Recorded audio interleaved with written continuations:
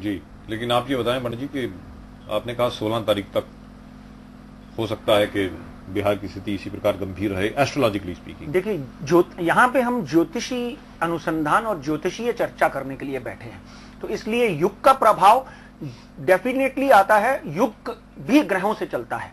हर तरह से अगर हम इन चीजों का अनुसंधान करें, एक दूसरे के ऊपर क्रिया प्रतिक्रिया और उसके इंप्रेशन देखें, तो डेफिनेटली ग्रहों की परिस्थिति से ही कलयुग और सतयुग आते हैं। तो इसलिए आज की अगर गणना की जाए तो 16 तारीख तक बिहार में पूरी की पूरी जोर लगा देनी चाहिए हमारे अधिकारियों को, हमारी सरकार को, उन लोगों को बचाने के लिए जो अभी तक जो जनसंख्या के मरने की बात आ रही है राजीव जी, उससे कहीं ज्यादा और मुसीबत खड़ी हो सकती है।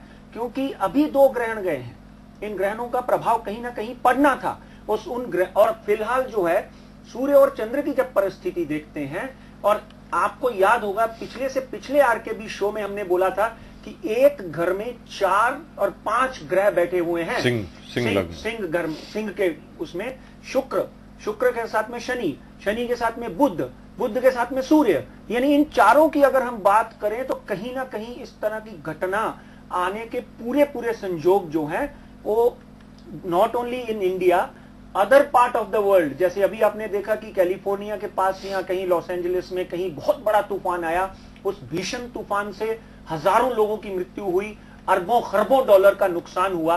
तो बिहार में भी जिस तरह की परिस्थिति है उसको 15 तारीख तक संभाले रहना बहुत जरूरी है, उसको जुठलाया नहीं जा सकता।